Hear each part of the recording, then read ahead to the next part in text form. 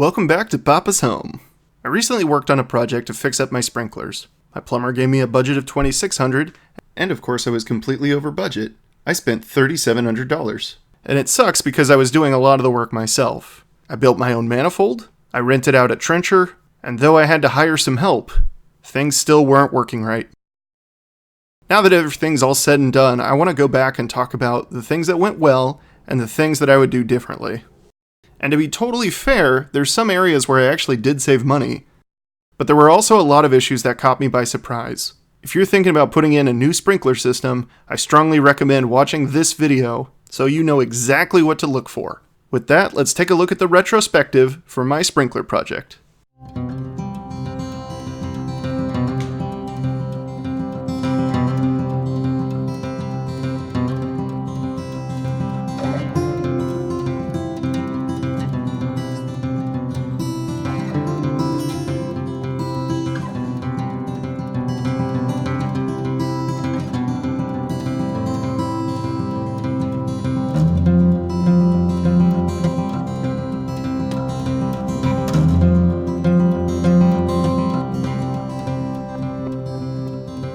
So now that the project is done, I want to break things down a little bit. I first want to talk about the overall design, then I want to do a deep dive and talk about the parts that I picked out. And the last thing I want to talk about is the digging. To be honest, I really didn't save a lot of money there, and I'll kind of go into more detail a little bit later. So what you can see right here are little white pipes sticking up from the ground. Those are going to be my new drip lines. And this is what the front of the house looks like now. Eventually those drip lines will go away. I'll cut them much lower to the ground so they won't be sticking up. And I think with some plants around it'll look much prettier. This right here is an avocado tree that I rescued. It was accidentally snapped at the stem. So what we're looking at right here is kind of a blend of two different projects. This is a house hydrant. I think this is much more low profile and I think it looks a lot prettier. To connect it, all you have to do is take a hose, give it a quarter turn, struggle bus a little bit, and of course it's loaded with dirt so it's not going to work right now. But all you have to do is connect it there. That was really more part of a plumbing project, but what I wanted to point out is just how much cleaner it looks on the front instead of huge copper pipes. Now, what I ended up with was one copper pipe connecting to PVC in the front. I kind of regret putting this here in the front of the house. I really wish I put it on the side. This lever that I'm turning right now is a shutoff valve, so if I ever need to do work on the sprinklers, I just bring this up to a 90-degree angle, and that shuts off the water. I don't have to shut off the water to the whole house, that only controls the sprinkler lines. So on the wall right here, you can see a lot of the copper pipes that were cut. This was connected to my original water main and is no longer in use. In a future project, I'm going to get behind the wall and replace my shower. While I have the walls open, I'm going to pull out those copper pipes and eventually patch that up with some stone. I still have some of the original samples, so it'll look really nice once it's all done. But for now, I think it's a significant improvement from before. And what you can see here is another drip line and one of the original bushes that came with the house. I think I'm going to rip that one out and eventually replace it with a wine barrel or something. I'm thinking of having some strawberries that'll hang over the side and maybe a blueberry bush in the center. So as we make our way to the backyard, I want to show you what the new sprinkler valves look like. Right now they're buried below in each of these boxes. One box can fit about 4 valves, and I have a couple of circular boxes that I'm using for other things. Here's another regret I want to call out. Though it looks really nice, I think it's actually going to be a pain in the butt to do any sort of maintenance work.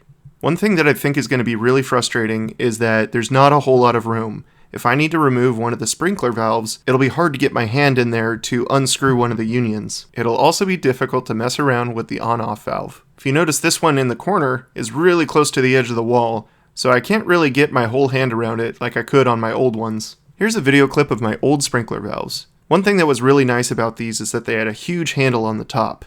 Because I was trying to make a very compact design, I moved away from that. I kind of regret that, and I wish that I actually had these sprinkler valves sticking up out of the ground.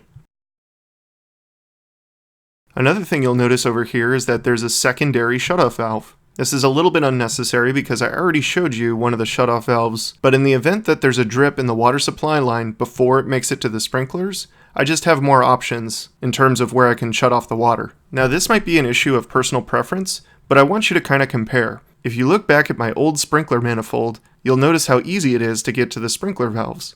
This is where it comes down into personal preference. Though I think that this looks much nicer, I think if I just considered moving those sprinkler valves over to the corner, a little bit closer to the gate and away from the rest of the backyard, I think it would have been fine if the valves stick up out of the ground. Maybe not as high though. I think one thing I would for sure do is put unions on them again, so it's really easy to take off for maintenance. In addition, because I wanted to make sure that these valves fit in the boxes, something I had to do was buy additional valves and connect them now. If they were sticking up out of the ground, I actually could have used a union, closed off a pipe, and just left room for future valves. It probably could have saved me a little bit of money up front, but it's not a big deal having them now.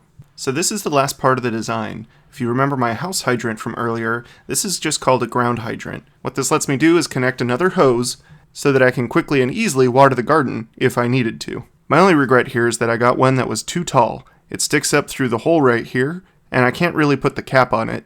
One thing I'm thinking about doing is filling this with gravel and trying to make it kind of flush, but for now I think I'm just going to leave it alone and figure out what I want to do with it later. So now that I've talked about changes in the design, I want to talk about how that would affect the overall price. So let's first talk about the manifold. When it comes to changes in the design, I said that I didn't want to use the sprinkler boxes, which means that I would have no need for the sprinkler base. In addition, I don't think I would need 3 of the sprinkler valves, so the overall price for the manifold was $400. Had I not used those parts, I would have saved about another $143, bringing the cost of the manifold down to about $250. The plumber also charged me $1,700 to connect the water supply line. Now I know the parts for those are relatively cheap. Just changing the connection from copper to PVC, I'm guessing would cost about $500. If I connected the rest of the pipes in the trench, I think I would have saved $1,200. That's a pretty significant savings. I know the parts really don't cost that much, but what he's charging me for is the labor and the time. However, I know that the labor is not difficult, it's just time consuming. If I had to do a project like this again, I think I would just have someone dig the trenches and I'll connect all the pipes.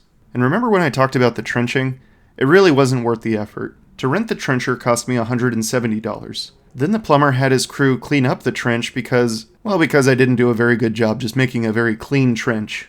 In addition, I had my gardeners dig out the square, and they only charged me $100. But at the end of the day, with all of this effort, and a full day of using the trencher, in 90+ degree weather, I really only saved $130. I really don't think it was worth it. I would have rather just have a crew done all the trenching for the original quote of $700. Saving $100 was not worth laboring in the sun all day long. The last thing I want to call out is what was in scope for the original project. Originally, I just wanted to build the manifold, connect it to the water supply, and then connect the manifold to the existing sprinklers. However, I quickly learned that there was problems with the existing sprinklers. The only reason I noticed is because we were trying to do our tests. I think no matter what, a sprinkler repair company would have had to come out to fix those issues.